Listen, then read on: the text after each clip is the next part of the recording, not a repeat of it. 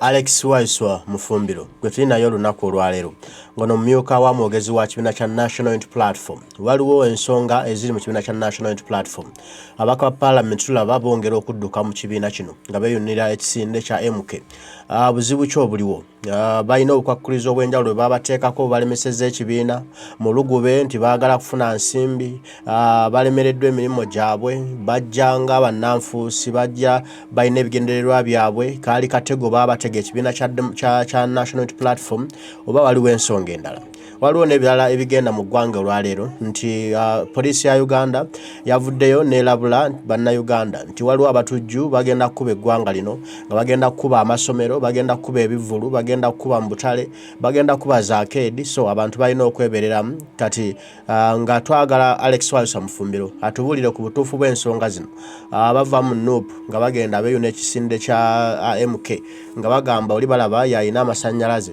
ate n'okuba nti abatujju bagenda kulumba eggwanga lyaffe Uganda z'ensonga z'oba otuulira wano Waiswa Mufumbiro zagenda okwogerako gwe nange nga tuli wamu tulaba nsaba otwegatteko n'obwombefu bw'ekika ekyawaggulu mu conversation yaffe eno eyaleero Waiswa Mufumbiro aluve ku ntono gwandaba era mpuliriza oyinza obutafumiitiriza n'ogamba eggwanga bagamba liri mu bugubi ki obugubi eggwanga lye bulimu nti ebyenfuna tokyasobola kutandika business ng'oli sure nti ogenda ku breakinga even ne bo breakinga even tobeera certain nti ogenda kusobola okufloatinga ku business eyo bw'otunuulira the interest rate abagenda mu mabanka ne beewola eri so high nti babanga already abakuyingiza akatiba ak'okukutwalako ebibyo mu linnya ly'okwewola mu nsi y'e China abantu abasinga okwetuga buli lunaku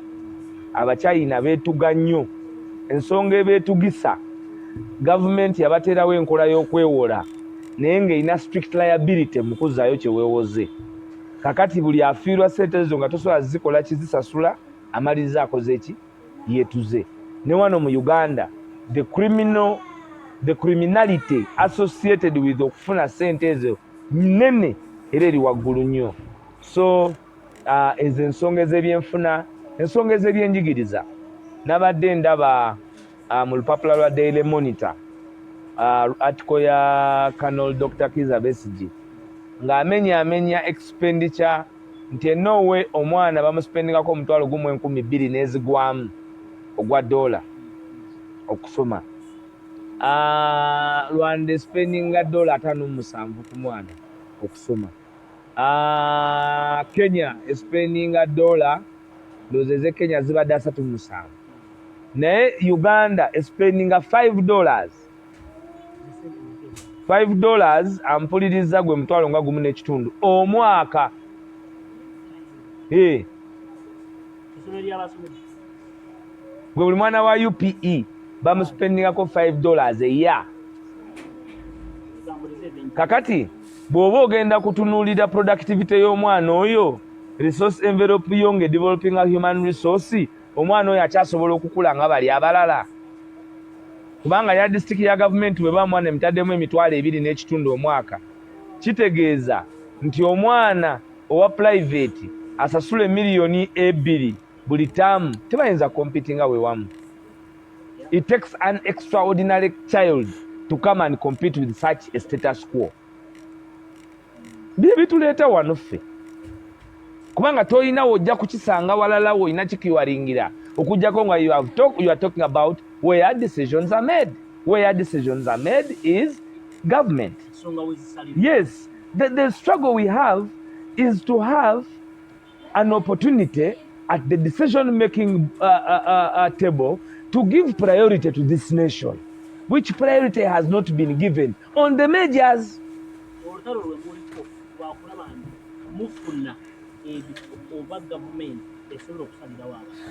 Yes, kuba ffe tuli anchored ku maanyi g'abantu. Amaanyi g'abantu byonna biddayo ku service. Okay? Biddayo ku service. And service, the custodian of service in every state, in every country is government. So if the custodian of service is government, then why not struggle, first of all, this opportunity nti we are in a dictatorship. A monologue of decision making comes from one individual at the helm. Nti bw'oba tolabye General Yoweri Kaguta Museveni ebyamalwaliro tebibeera sanction, ebyenguudo tebibeera sanction, ebyekibuga tebibeera sanction, buli kimu kiba mu nkola ya Gadibe nga lye. Kakati, that is National Unity Platform. That's the foundation of service. That's the foundation of hope. That's the foundation of the new Uganda that we are talking about. Those ideas are so pivotal to us that they have led to deaths of our people. But we have not stagnated on what we are supposed to go for. Kubanga Jonah omuntu okera ku machanga gowangala naye bamusse. Twali wano nga swabula bamuwambi. Kakati bw'oba living in such a heinous society ngate operations ezimalawo abantu obulamu bwabwe ziva mu government wabeerawo a lot of fear. People are wondering, Uganti, abantu bali mufa, abantu bali mufa, bali muki, ne balabanga Jonah ndi mu birthday, ne balabayo emikolo bwegiti, boso abanyonyola otya. Ba president agezaako okubanyonyola ekintu kino, oba tebawulira byayogera. Jonah nazaliwe ennaku z'omwezi nga 17 March. Ati tetugenda kuvaawo. Era buli lunaku olwo bwe lutuuka bwe mba ndi mulamu mbanyongeddeko omwaka omutya. Abantu balina engeri yaabwe gye basanyukamu. Ne mu magye beweereza ebimuli. Beweereza zi proposal. Mu lutalo. Ne mu lutalo n'olinaga nti akaweta ke yakatunulangako nga ke kamuwa amaanyi. Okuba nti addayo eka nga mulwanyi. Nze ekyana kyange okimanyi kye nawasa. Kyekimpa amaanyi. Kyekidisi. Ate kikwagala nnyo munnange. Kigamba wakyogerera nnyo mu mbaga wayogera bulungi. Kakati buli wenzi eka kyekimpa amaanyi okulwana nti gye kiri eka. So some of these functions help us. Kati nakubuuza amaanyi gange gesala mu kulwanisa nakyemalira geeyongera nze bwe neeraba kubanga embaga y'oku nsi ate abantu bagimpa ne bagimalayo. So celebration even in times kiringa gamba muntu ntaseke. Ntaseke. Naye oyinza okuba wafiiriddwa n'okwata omuzindaalo mu kwogera ne bayo ekikusesera n'okola ki. Tekitegeeza nti oba tolumiddwa. No. Waliwo challenges eziriwo Jonah. Challenges zino nti abantu bafa tezigenda tugana ku progressinga ate kweteekerateekera nsi mpya. Mu nsi empya twagalamu abasajja nga bafumbo nga bawasa bakyala baabwe. Nga abakyala baabwe babagamba okubawasa era ne babawasa abasajja. And commitment mu mikolo nagamba. Golowooza abakazi bameka abaneegwanyiza Jonah. Obanze beneegwanyiza. Kakati bwe mba neekomiitinze nti mu byonna eby'oku nsi yono Edith aliwo. Kakati tokyambusabusa nti ndi wani. Tokyambusabusa. Oli mwami wa Edith. Gwe omusajja asalawo nti ndi woyo aba mwangu. Toli mwangu.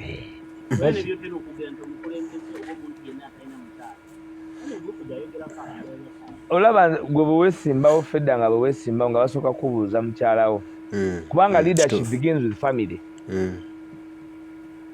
The first unit of leadership is family.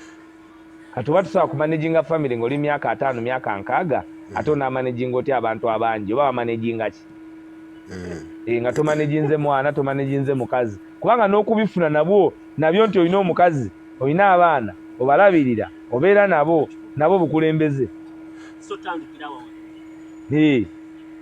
Tolina mwana n'omwana gwena tetumumanyi tolina mukazi tolina ki ate ng'emyaka gy'olimu gisukuluma kwegyo egimanyiddwa.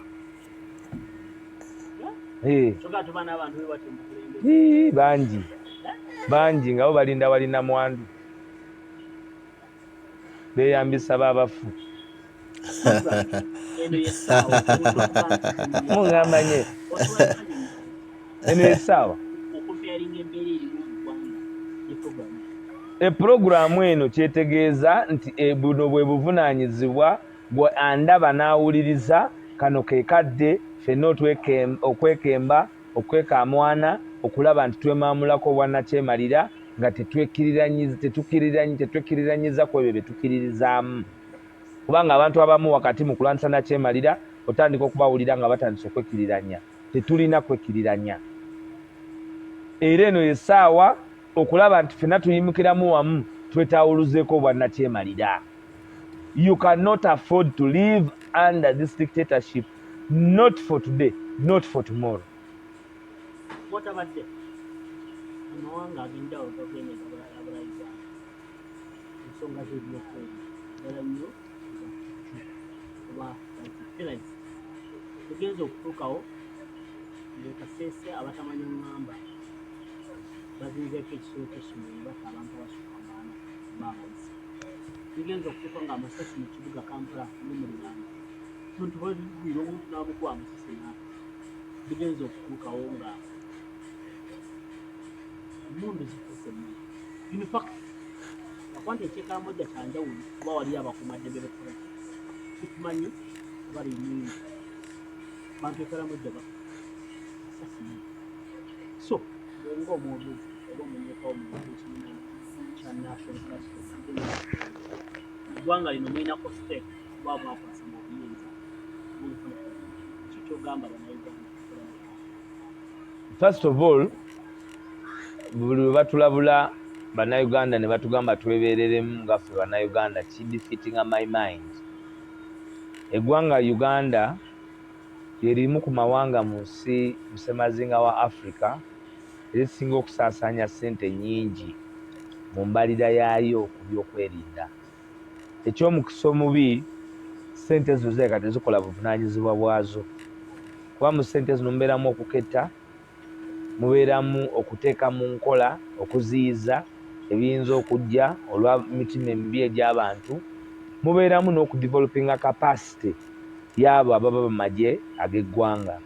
Naye bw'oba ozza ogoberera ebyali e Somalia n'ogoberera ebiri e Congo, kikukakasa bukakasa nti obuli bw'enguzi ne mu ggye lyaffe bwayingiramu nti abo basaanidde okuba nga be balina obuvunaanyizibwa obw'enjawulo ate tebubaweebwa ne buweebwa abo abalina akakwate ku famire y'eŋŋoma, abalina akakwate kwabo abamanyi ab'eŋŋoma oba abo abazaalibwa ku byalo eby'abaana b'eŋŋoma.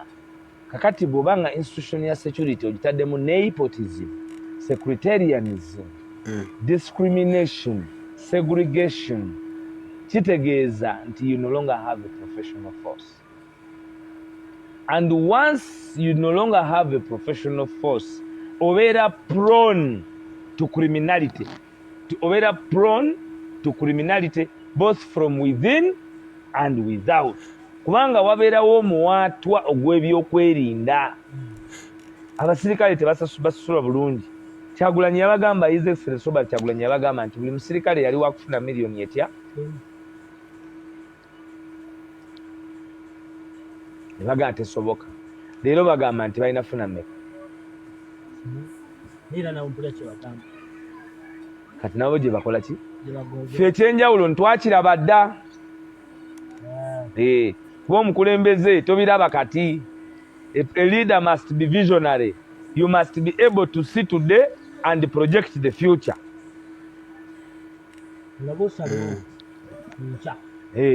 Omukulembeze abanga investor. Investor asiga wanajja makungula. Kubanga za investing ebiseera ebisinga zibeera return of capital. Nti bw'omala okutunda ebinyeebwa n'oterekako emiliyoni n'osigaza capital wa 5 ate miliyoni yo gikole ki gizze mu birala eno omulimu gusigale nga nagwo okola ki gutambula. And that's leadership. That's how much we must invest. Kyova olaba tetulina kukoowa ffe ng'abantu. Tetusobola kukoowa kubanga obuvunaanyizibwa n'obuzito bwe twetisenga bannayuganda kwe kulaba nti obwannakyemalira obutufumbutikkiddeko ebbanga lino lyonna. Mwe ne mbeera mu nsi nga temulina nguudo, ne mbeera mu nsi nga temulina malwaliro, ne mbeera mu nsi nga mu byokwerinda kubanga security amagye go bw'ogalaba ku nnyanja olowooza nti gamalayo naye nga n'amaato ge balina ku nnyanja gabibaawo. Ate gwe olina nze gambye eryato lya Templar bwe lyagwa aga Kyagulanyi n'ag'amagye ki ekyasookawo? Ye ag'amagye gajja, amagye gasindika Brian White. yabonaabona n'omuguwa ng'alisika eryato okuva mu mazzi akozesa ki muguwa. That was a question to our security. Olala ne beewambaawo bawamba Maria Mutagamba ne Jeje Odongo. Bakola Duliri Twabamanya bawambako Maria Mutagamba. Omwana oyo najja ne pisto mu kisambi mbwaze kumununula. Ate agenda okuganda mbwagwa mu ddinisa kati mu ddinisa agwasanga mu kateni nga bagisibye bwe bati ye tebamugamba nti bw'oyingira wali tewali kiriwo. Nduulu ze z'abayamba. Naye okitegedde omwana owa pisto yo mu kisambi ojja kawuliriza naawe ng'okabwini. Mukulu agenda desitole ya Maria Mutagamba bannayuganda bagijjukira bagikujjukiza. Abajja okumuwamba. Bamuwambye ne Jeje Odongo mwali okitegedde. So ensi yaffe security nzaawe twatandika okulabira nti we don't have the security they talk about. Bw'onaawuza entalo ennyingi era oba susceptible okulumbibwa. Tuli Congo, tuli Somalia, tuli wa ate nga yonna tuliyo kwonoona. Kubanga nze bw'oŋŋamba nti ogenze Congo kuuma ADF ate lwaki ejjeewange n'enkubirayo nga gw'ogikuumidde eri gyewangaalira. Ekyafulumya amagye ga Uganda e Kampala nga Parliament tegakkiriza nga tewaliiwo muntu yenna agakkiriza ne gagenda mu buwaze Congo kwe kutukakasa nti Congo waali wafuukiddwawo ekisaawe ekyokuba nti abaayekera ba ADF batendekerwa eyo era bajje eno ne batulugunya. Kati bw'oba walekera gye batendekerwa bali nga bawabatta ne bomu ze wabatta nazo ate bano abatulugunya ab'e Kasese bavaawa. Are we having a civil war? Can we still maintain that the security mu failings okusecuringa abaana baffe? Kubanga tosobola convincinga munnansi nti mwalina security lapse. Wiiki bbiri emabega ne batta abaana e Kasese. The same act ekomyewo kubanga mwandibadde owa security kitegeeza Kasese yandibadde ku high alert ngeri ku high level security radar. Mwina ze mwita unmanned vehicles. What happened to the unmanned vehicles okulaba nti we can secure the populace in these areas? Because omutujju takuba muntu wali muntu omu. Omutujju akuba wali masses. Kitegeeza security ya mwina kubeera enhanced mu wali masses. Naye mmwe okubanga muli bajega amagye mukwata koloti bbiri ne muzuwa omuntu atya? Muntu omu n'abaana abasirikale 24 nga batambula nabo kumpi 25 nga bazunga nabo mu kibuga. Mwina abaminisita 30 times 25 bakuumi. Kubanga that is where we find the problem nti tewakyali security gy'oyinza kwesiga. Security ya Uganda katogyesiga ku kimu ti mugende muwambe Jona kyoba kisobola. Mugende muwambe Mufumbiro. Mugende mukuba ono. And that cannot be the ideology of a force of a country. That's why we are susceptible to all this. Kubanga tunaawuza ate kwa buli bonaawuza oba inviting awaka. So how do you advise the security to do their work? You can't advise these people, Jonah. We need to remove these people. I can no longer advise this government. This government is inadvisable. This government is inadvisable. We only need to toil day and night to ensure that we liberate the country and then put it on a different trajectory. Yeah. Otherwise, we have no blueprint where we have not progressed on any front of this regime. On any front. If you look at democratization, that foundation has been put to the dogs. If you look at modernization, it is not ebyaliwo ebyedda birungi okusinga bye bakoze kati. If you look at education, nkugambe it is $5. If you look at medical, it is the worst. So we really have a challenge as a country. But what we can do is, as a country, we can rise up, we can wake up, we can determine to absorb the fear. And once we have absorbed the fear and conquered the fear, I can tell you, it is a day's work and this government is gone. You are the national platform deputy spokesman. Definitely, sir. How is the new people and the people power at large? NUP is definitely blossoming. It is work in progress. It's in sight of liberating the country. Of course, it undergoes challenges because we are fighting in the dictatorship, but we are steadfast. Our leader is still magnanimous, and we believe that the future is near.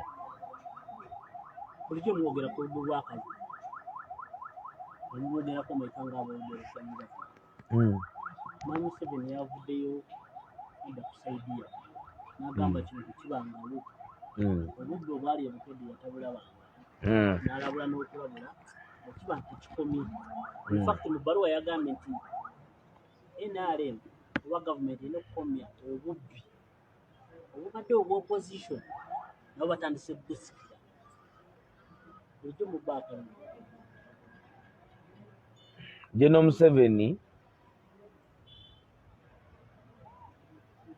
awugula awugula kujja kumulamwa akalukebukedde yawe kaggwa yavaayo n'ayozaayoza abaali mu kalulu ako nga mwe mwali ne sipiika w'eggwanga.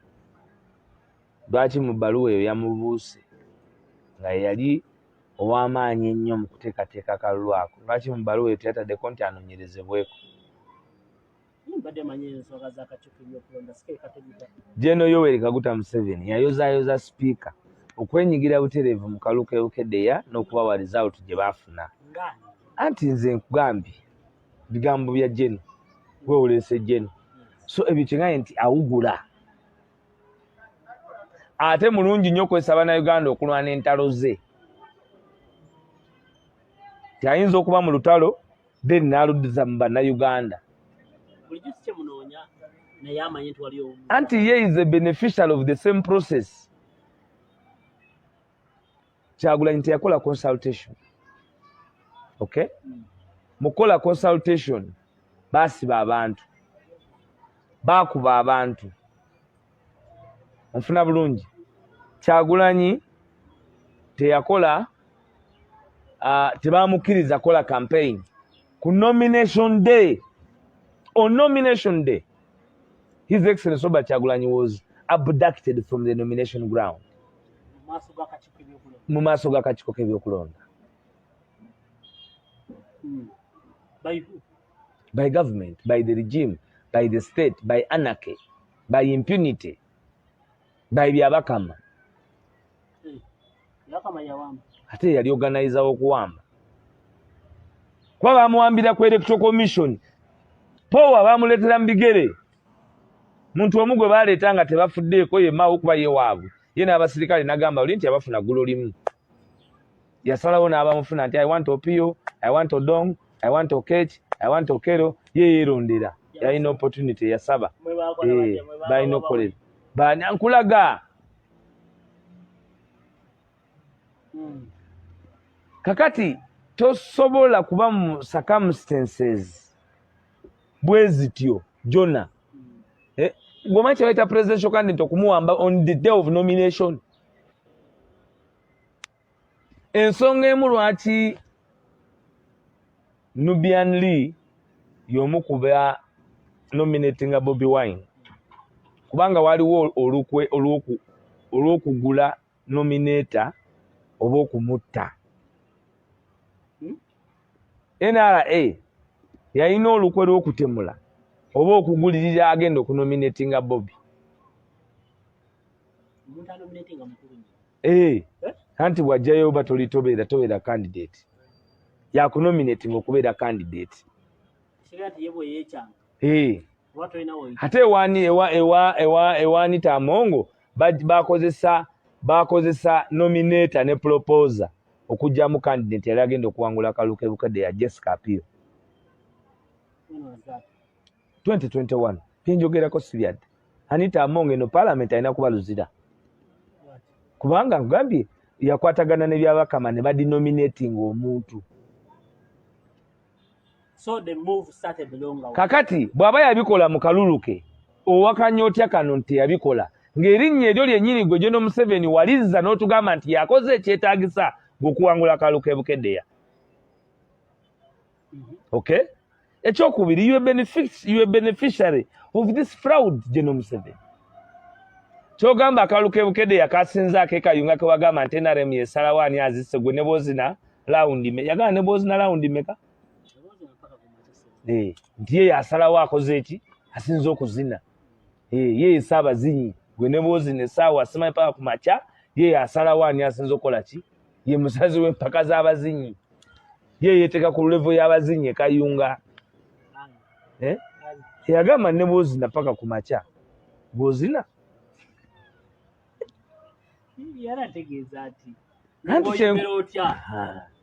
era ebyali mu kalulu ako wabiraba twazina paka ku makya byabaka manaja n'alangirira nga nabo be bagasse ku leediyo bw'obiwuliriza nakwede yabakoze eki awangudde ne tulina byabaka manaja ne neema tebalangirira owaabwe eyo impunity mu bululu General Museveni akimanyi bulungi nnyo where it will lead this country to ne bye bagane kubitereka yayinza okuba he has been a strong man but strong men live and when they leave the country in anarchy ffe Katonda atuyambye buyambi we have a generation vision bearer gwe tutegese gwe tuteesetese ali mu lutabaalo olw'okununula eggwanga so we are no longer scared of the future being messed up tuyinawo agenda okutukulembera wakati mu kujjawo bano abasaatuusi olulimi bw'abanga si waffe naye ng'ayogera ebiyambo okutereeza system oyo waffe anti nga nti ye Museveni ate yagala kuwangula kiki yeewuunya ti buno obubbi waba si yabukkiriza ate nga yenanyini bwo oli yabuyiga atya so his worry is lwaki baduwa ku kino nga takimanyiiko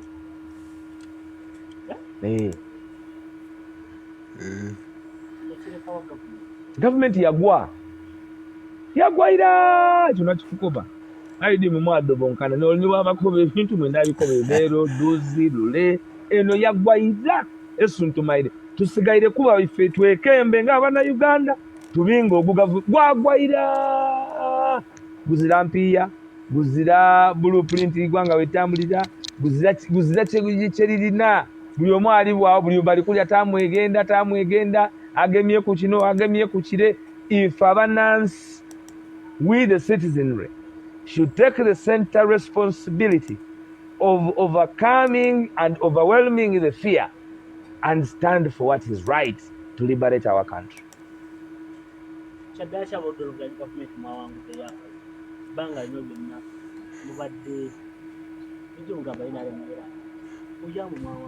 Abo sibaluda luvuganya nawe bamanyi.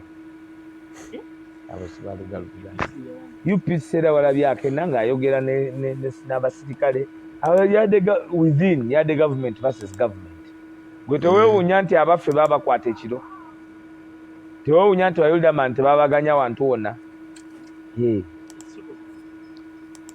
So n'obuwanguzi bw'oyamusiba opposition? Government within government.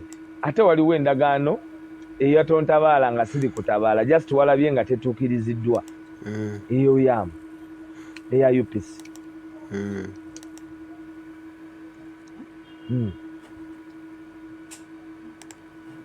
UPC don't expect nothing. Ariko Geto TV nkyali ne mulala Waiswa Mufumbiro kuva mu Kamisawa. Ndowooza ensonga muziwulira Alex Waiswa Mufumbiro agezaako okuzinnyonnyola nga bwe zitambula mu ggwanga Uganda. Ng'ensonga enkulu wekuli abannuupu badduka enkya n'eggulu nga balekawo ekibiina beegatta ku kisinde ekirala ekya Geno.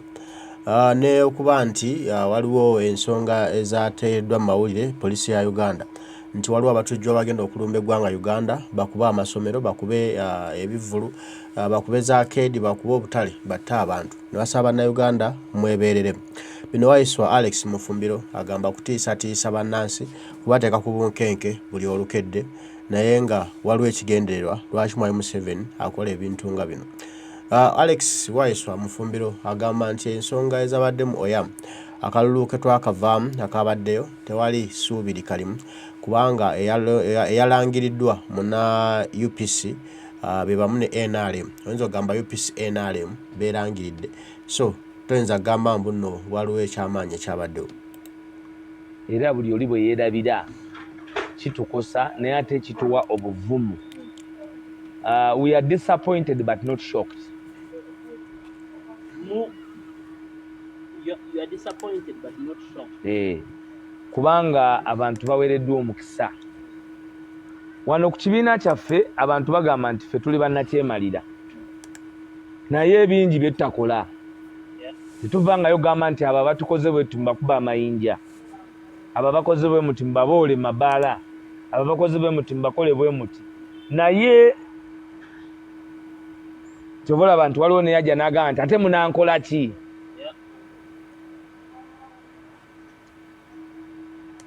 Abalowooza nti ensonga gye tuliko ya kubalaata kabagende mu byafaayo by'ensi eno kubanga jjo naffe tujja kuwangula. We will win. Anti ffe tukikola ate ffe generation yaffe kyeyali yeetaaga is not a thread of history. We needed a generational leader eyali asobola tulalinga behind one cause and the cause of overthrowing the status quo. Ate Mukama yatuyamba twamufuna. The rest are other options. Ziri ababalala gwe boolaba, those are offshore problems. Ennyanja eba n'ebizibu byayo eby'omunda naye kibayita offshore challenges. Abo boolaba beekubye ebifaananyi, those are offshore challenges. They are just a pitch. Kwegamba tebasobola akasubi n'akasubi kanene n'akasubi kanene muganda nkubulira mazima. So tebatuyigudde kinene bonga bwe bandirowoozezza. Because a party which is in second position in command, tulaba senior members boogera ebigambo ebivoola, boogera ebigambo ebiraga nti bikakkanya obukulembeze n'ekibiina. Ekibiina ne kisigala nga kigenda kuba tuli magnanimous. Kankubulire Jona, emirimu mingi gye tukola tetusobola kuba ku bantu batono. Ekibiina kya NUP abantu tubajajingira ku bikolwa byabwe. Waffe tuli mu lutalo, tulwanisa omuntu alina emmundu, tulwanisa omuntu alina ssente, tulwanisa omuntu alina obujja, tulwanisa omuntu alina obukyayi, tulwanisa omuntu alina enge, tulwanisa omuntu alina effubiitirizi. Kakati omuntu bw'ato aba takyalina kyayi ate ye alwana okutukkakkanya okuva ku maanyi ge twasitula ag'okuba nti awangulwa mu ntebe eyo gye yabba kati gye yewagamiddemu. Nabagamba nti yateeka enjovu mu ki? Kakati embeera y'obulamu bwe bwonna yasigala mu kwagala kutukkakkanya. Kati owenge, ow'effibiitirizi, omulyake, omukenuzi, yenna abatagenda kuba naawe Jona. Aba agenda kuba nabali. Kubanga bali be balina mastale mu ebyo. Ate kati ababaka ba paalamenti abo boyogerako babasuubiza biliyoni 2.5 ze bagenda bawogula akalulu. Omubaka n'atamanya nti Muhoozi bw'agamba nti agenda kuwa biliyoni 2.5 ebusoga muli ababaka 40. 40 kitegeeza ze biliyoni 8 azijjawa. Naye olw'okuba abantu abamu beetaaga okutwala okusomesa oba tukyalina kyakola. Let me be specific. Dr. Yafa. Naye yafudde.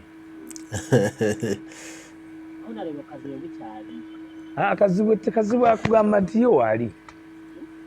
Waali buli muntu mutwala kigambo kye nabikolwa bye. Let's consider the other people. Yes. They will be judged by their population. Ebigambo byabwe bwe boogera balaga temulina maanyi ganjawulo, temuli bakitalo nga bwe mulowooza. Twali tulabye abanene mirembe engalo mwewagaawaga mulowooza n'olwo tusobola okumubajjako ne tumutwala n'adda ku sayidi yaffe. This creates a shiver of lack of confidence n'okugwamu amaanyi nga olaba n'ono agenze obannaye kirabika kye tuli mu kikyamu kirabika twalinye tuli ku ki olaba n'ono agenze. That's one. Kasita ekyo kijja mu bwongo bw'abantu nakyemalira abeera ku lusozi ng'akkirira abeera Kaserengeto ng'ategedde asobola n'okuggyako emikono ng'ategedde kati bano mbalina kuba kati mbaggyemu omuntu kibalumye obudde babadde bamala nga bapulaninga okubutebe bagenda to dislodge me oba kukola ki babumala bali mu kwekubagiza abamu gye beebase tebajja kuzukuka bagenda banywa emyenge okujjako ennaku eyo bagenda kubeerawo nga bagaba naye tukoze tutya. He is eating into your time obudde bwamwe abuguza abututte. Ekyokubiri lwaki bakola kino kakasa nti omuntu bamwoleka nti nno yalidde naye yennyini okumubonereza nakyemalira punishes even those he gives money. Tebabaako wadde babamanyi bati nabamanyi. You take time and think about their work. We talk to MPs, we meet, they have meetings at different platforms. Honorable Jimmy has not only affected us, but even his colleagues were left astonished, disappointed, but not shocked. And the lucky thing is, for us, we know what we are doing. We know the war we are at. And we know that the timid will always leave us from the way. This is a road that is bumpy. This is a road that is nasty. But then we have to chart our way through and get to the promised land. And we cannot wither because a few weaklings have decided not to move forward with us simply because they fear the future. Those are cowards. This is not a war of cowards. This is a war of the might, a war of the mind. This is not a war of cowards. So if the cowards have been laid off, it is better. Tuendelee. Tusonge mbele. Teso akabira matagayise. Ate munange bakera ku macha ne bagamba nti NUP tegasa. Ne ate mwe bali ku routing. Timu ya NUP yotesama mpira mulungi. Ne ate mwe bali mu kujja baki? Abasambi. Logic.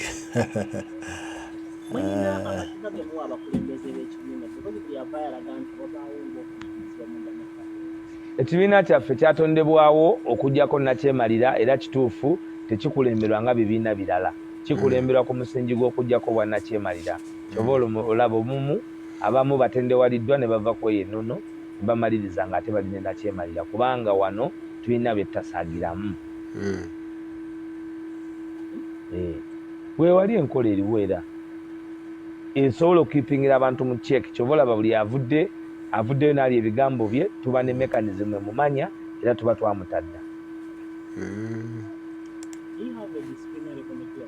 Our constitution is yet to be gazetted, and once the constitution has been gazetted, those cases will be handled by the constitution. So as it now, No, by name is Sagala government by name Sango, but by name Sango, nae, they have accountability issues with the population. By accountability issues in the population. Bafa. N'abalonzi. Kuba bava ku mulamu ogwabaleeta.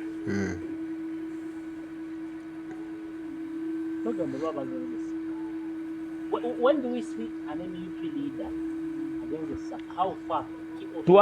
Ababaka ba parliament ejjinja twabalayiza ffenna twalayira ng'abakulembeze obuteesembereza obuteefaananiriza obutakolanga obutakolagananga n'abo oba n'oyo abeera ne nakyemalira wadde okuyambako nakyemalira okuwangaala ku ggwanga Uganda wadde olunaku lutya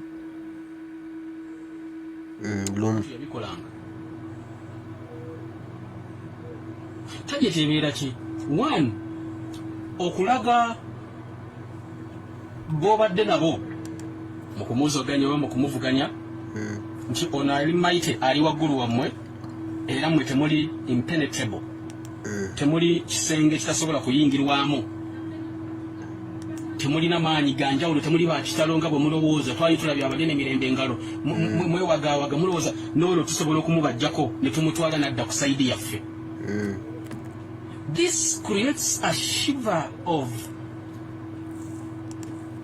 lack of confidence. N'okugwamu amaanyi. N'ogawala bano agenze bannange. Kirabika tuli mu kikyamu. Kirabika twalinye tuli ku ki olaba nno agenze. That's one. Kasita ekyo kijja mu bwongo bw'abantu. Nakyemalira abeera ku lusozi nga kkirira abeera Kaserengeto. Ng'ategedde asobola n'okuggyako emikono ng'ategedde kati bano mbalina. Kuba kati mbaggyemu omuntu kibalumye obudde babadde bamala nga bapulaninga okubutayo bagenda to dislodge me oba kola ki babumala bali mu kwekubagiza abamu gye beebase tebajja kuzukuka bagenda banywa emyenge okujjako ennaku eyo bagenda kubeerawo nga bagaba naye tukoze tutya. He's eating into your time obudde bwe mwabuguza abututte.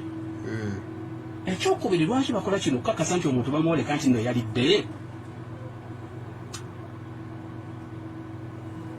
Naye yennyini okumubonereza. Nakyemalira punishes even those he gives money. Abonereza n'abo bennyini bawadde ssente. Nakyemalira punishes even those he gives positions. Abonereza n'abo bawadde ebifo. Nakyemalira punishes those even he gives favor. Nakyemalira abonereza n'abo basuusuuta bateeka ku mwanjo baatwalanga abaana. Because at the back of his mind akimanya gwe teweesigika. Wooviiridde eri n'osala eddiiro n'oddeeno kati nange sobola kwesiga kankupanishinge nkutage ensi nti walidde eri tokyaddayo. And of course you cannot be welcome. Tobasobola kukwaniriza eno mu mpya gyozze. Never. Era babeera bakulaba one nga bagamba ono gwe baguze okuva eri munnange be baakabi bamuwadde ssente bamuwadde n'emmotoka munnange temwabirabye ffe tuli wano buli lunaku tutambuza bigere nze n'emmotoka yange bagyokya ne bagyokera mu kalulu kati ndi wano mbonaabona omuntu weesekeredde ebirayiro buli empi yakola ki yabikuba.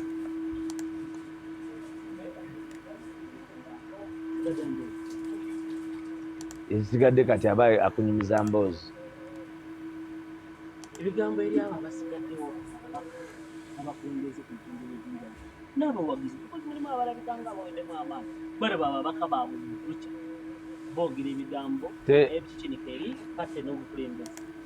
Bannange ava ku mugenda abeera kaasa tayinza kutwala lunaku lwaffe olw'okuba yavudde ku mugendo. Ensonga ziriwo tezinnaba kukyuka, ensonga ze tuyimiriddeko tezinnakyuka. Kati nga tezinnakyuka tewabaawo atuwugula n'atujja ku mulama gw'ensonga ezo.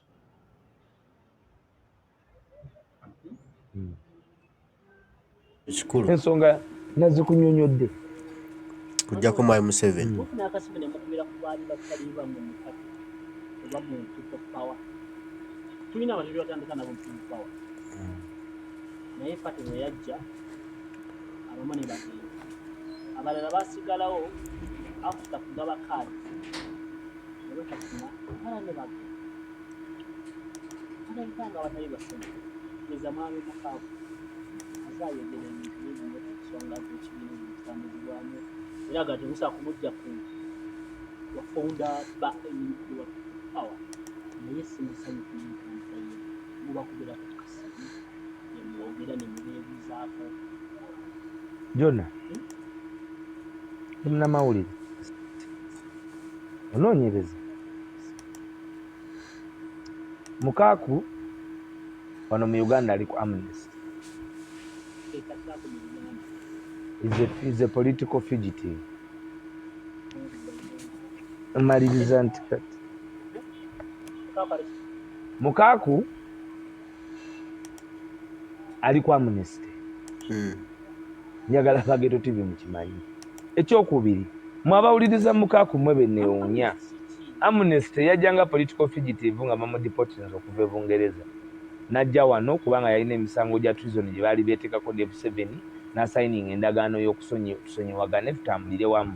So mu ndagaano eyo tetumanyi oba baamutuma nti ali taataganya opposition kubanga ye yali mu Solida, ye yali mu TJ, ye yali mu Suubi, Asuubi teyalimu, yali mu TJ Truth and Justice, yali mu Solida, DP Block, kati akugamba yatandikawo ne NUP. Kyokka Mukaaku nze nze ne red card naye ate Mukaaku kano koba ohuliriza nze mu bannabyabufuzi be naalabye ye nali simulabangako kubanga Mukaaku omanyi nominatingira ku kyokwesimbawo mu kaluka nakawedde ku bwe Rubaga yagira ku pate ya SDP yagira Kamuli nkubuulira yagira kuki ku Kamuli naye ate Secretary General wa SDP ye yagira ku Gama kakati oyo Mukaaku nze nyimu Secretary General w'ekibiina ye teyesimbawo Lubowa yali ku Gama nga ye Mukaaku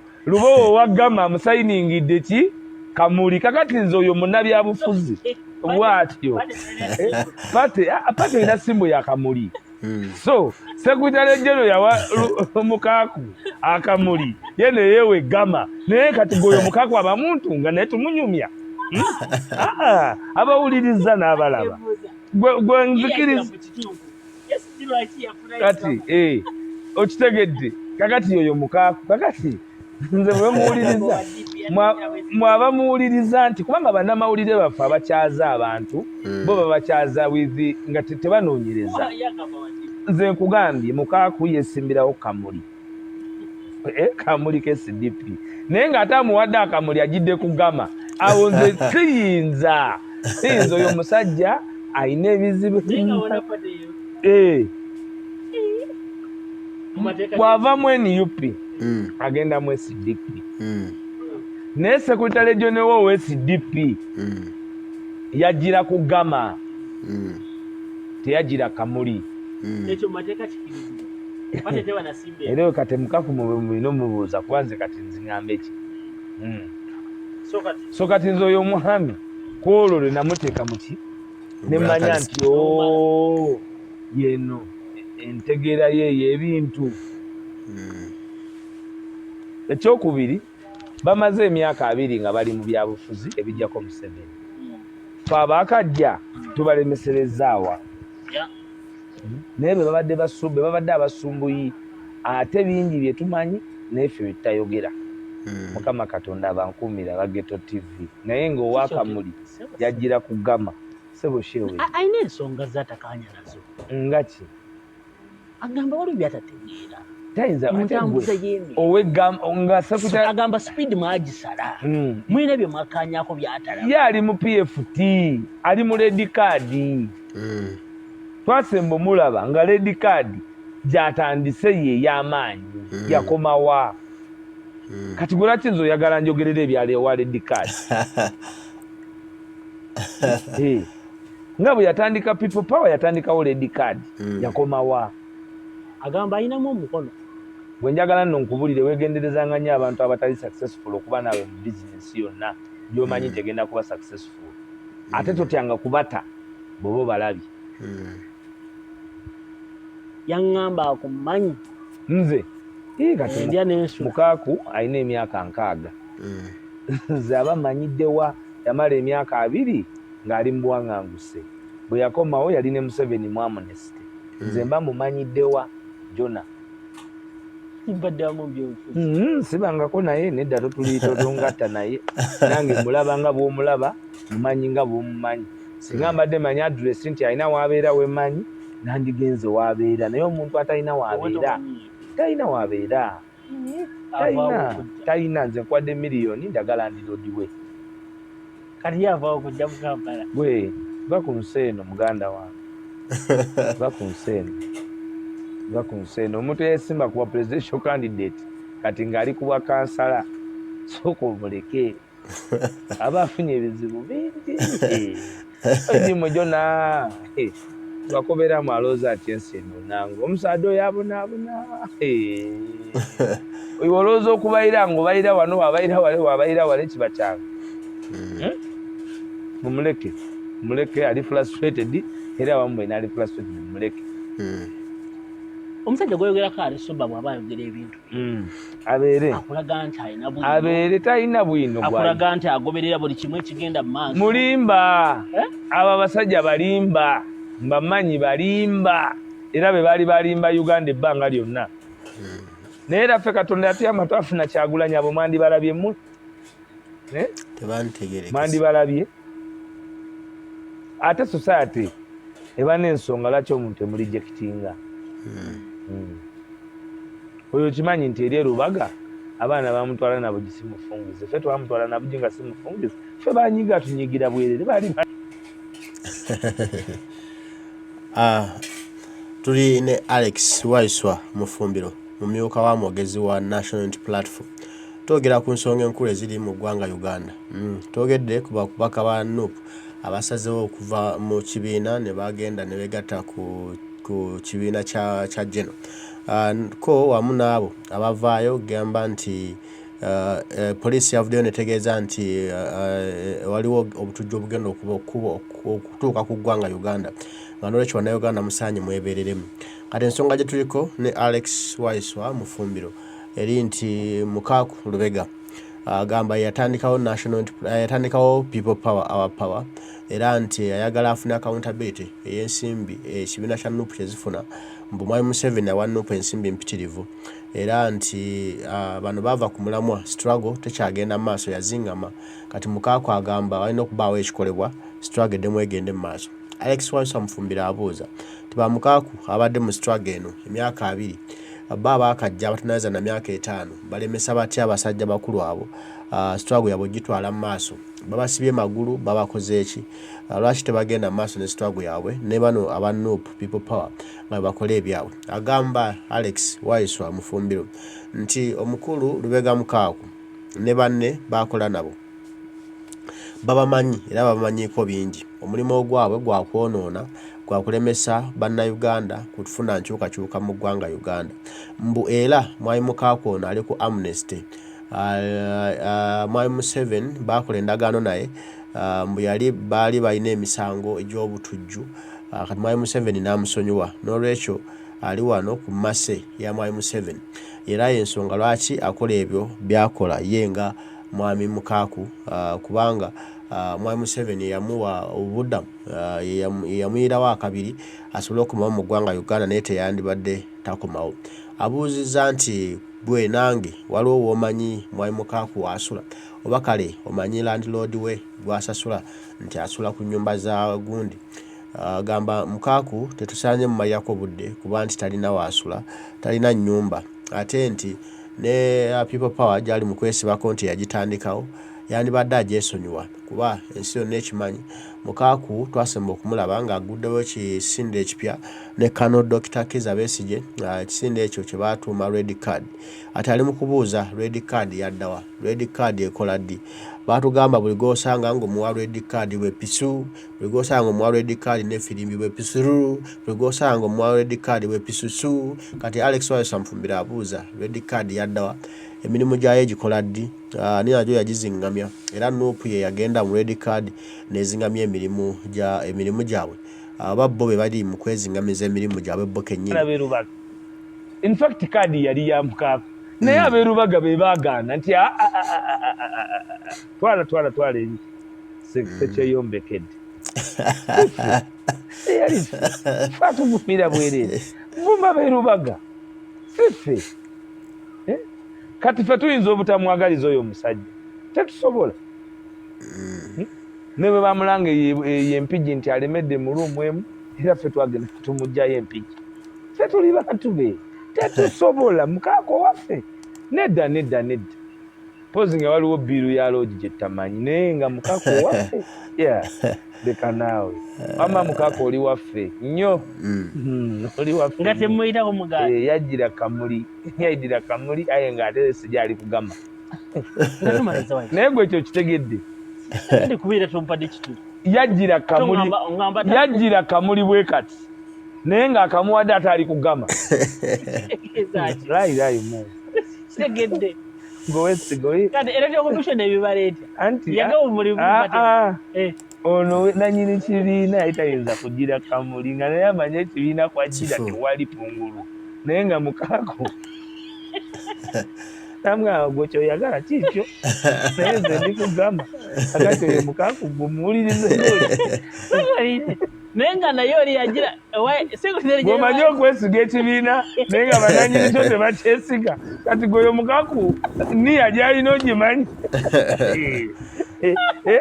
Eniyo ojimanyi Odasira kute.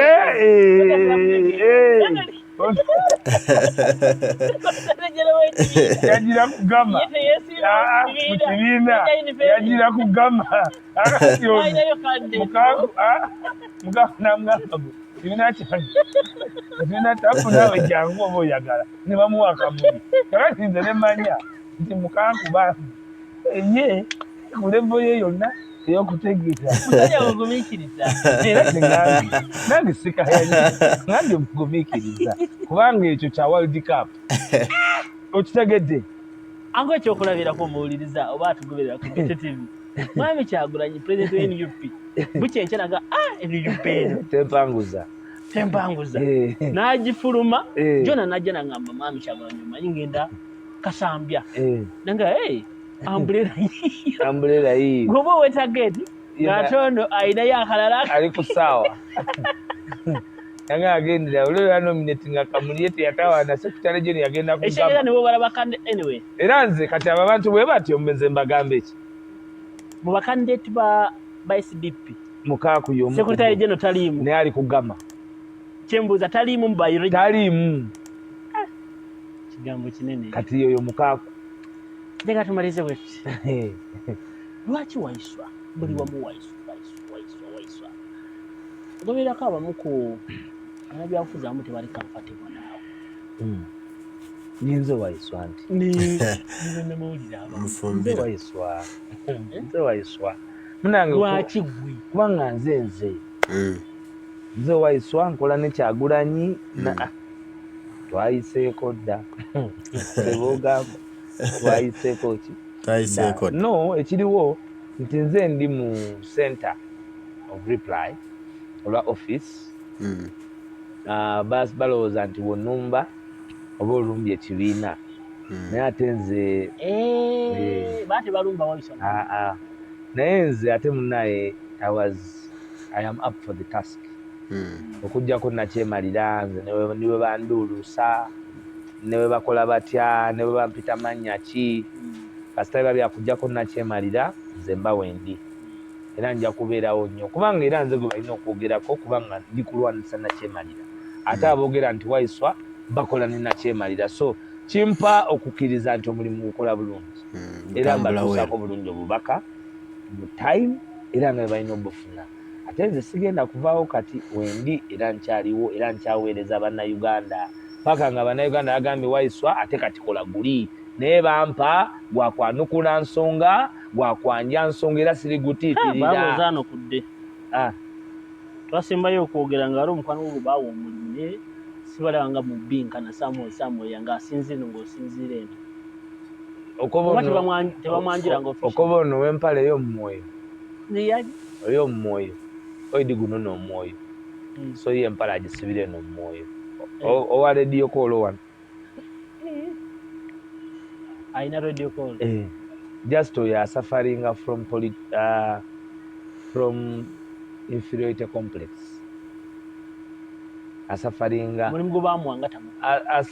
from inferiority complex ati bamu omulimu alwanisa enzeemu kakati ekizibu kyalina bambi byonna byandaba byendi kyekirooto kye I'm living a life here he wants to live ate yalowooza nze natuuka naye nze tufalanira bwerere nkalituuka baba nkalituuka baba nkali mu lutalo alaba woolya ate tayogera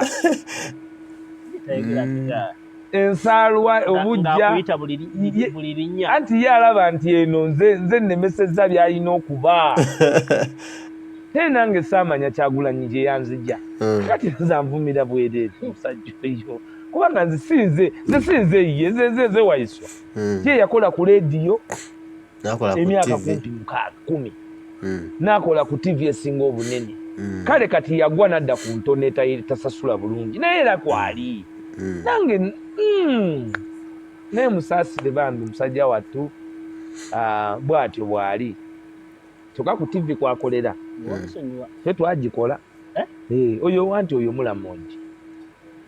mulamoji bakiririza mu zibondo fe tuli bagabula nadyopa owokuna abasoga balitegeera ayo wa zibondo twamuwa omulimu ku baba ayita bonna nti fe twamuwa omulimu Owazibondo twamuwa omulimu ku baba takola ku TV ya Zibondo obuzibu bwa muti aye nga yavumanga nti oyo wa Zibondo nze kinjawula n'oyo omulenzi wa Zibondo nze ndi wa Gavula kakati ate ne levo y'okutegeera ya njawulo ng'omulaba ye nga exposure yo giraba ntono. So but we have all those types of people in society. So ate kati nze ate nze ekyante kyewunyisa gwe omuntu atabeera levo yo nga wagendako ewuwe akuyambe just oba weerabidde nasijanagako wuwe naye yali public recording nze yannoonya muyambe. Alex Waiswa Mufumbiro nyamba naawe tetunyumya ku bantu batanayiga kutundula ebigambo ebisembayo ebigambo ebisembayo Mukama Katonda abankuumire mbaagala nnyo yenze oyo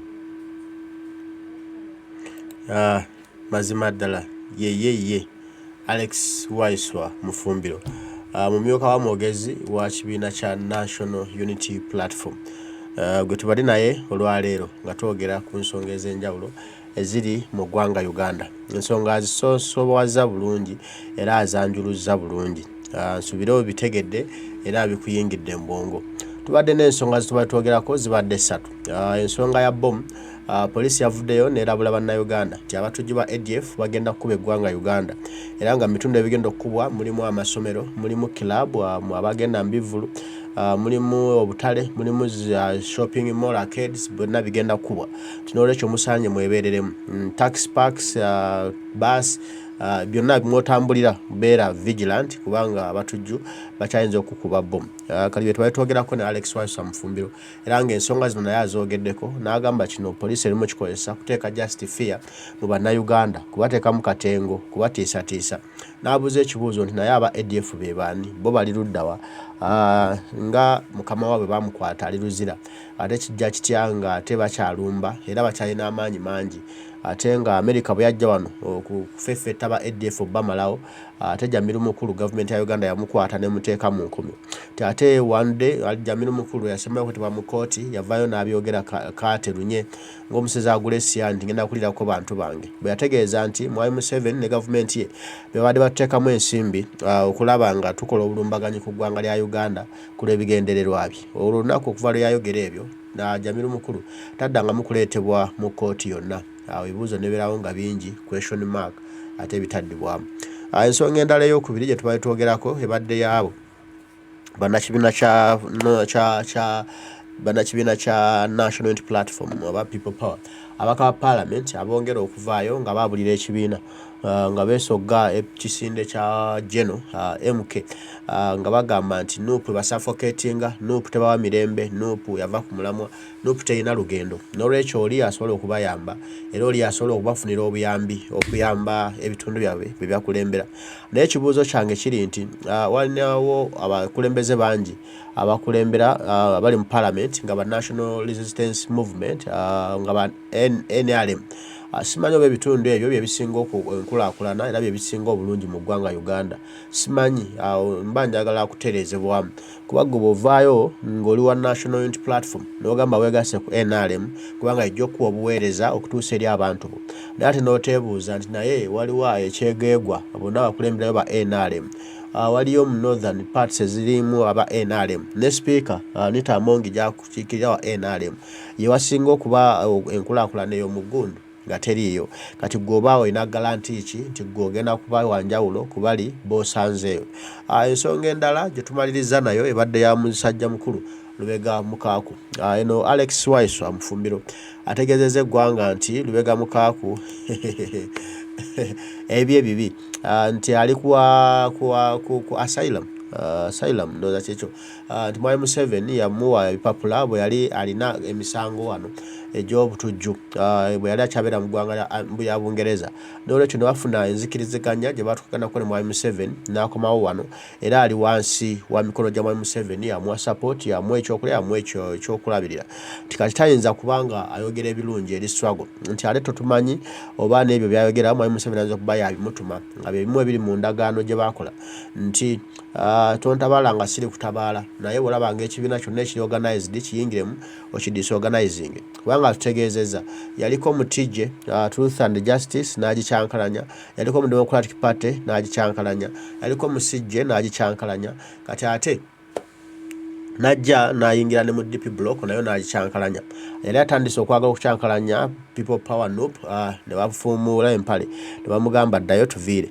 kati wava akasajja wava obusungu nti bamugoba nga tanatuukiriza bigendererwa bye bwakwabuluzaamu National Unity Platform nti naye musajja mukulu ono Waiswa Mufumbiro okusinziira ku bigambo bye agamba talina waasula talina nnyumba talina waka asula mu ziloogi alina ziloogi bamubanja talina waasasulayo nti olwasembayo mu loogi gye bamufubutula nga bamubanja ebbanja ddene National Unity Platform yavaayo ne musasulira loogi eyo era naawo nebbanja okusibwa n'okuswala nti kati bw'alaba nga tebakyamufaako tebamuwa nsimbi kusasula loogi zasulamu ayiwe okutandikawo ebigambo ebyo kuba era bw'oli ayogera asaba ssente nti bamuwe ensimbi akole struggle abuuza nti struggle ki gy'ayagala okukola ng'amazemu emyaka 20 mu struggle eno kati bamulemesezza batya bamukutte magulu bamusibye emiguwa egimugaana okugenda mu maaso ne struggle era Waiswa Mufumbiro agamba nti musajja mukulu ono Mukaaku yatandikawo basomba okumulaba nga atandiseewo ekisindaawo ekyayitwanga red card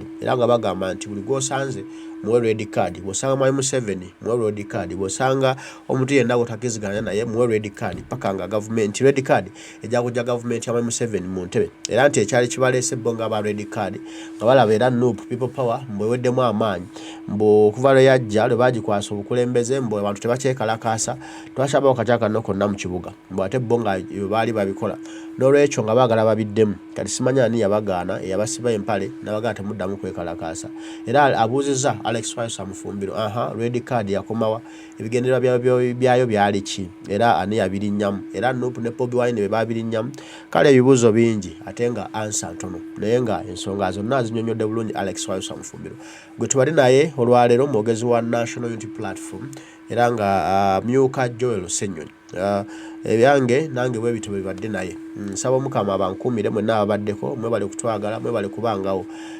tubajja kuba tuddamu mweraba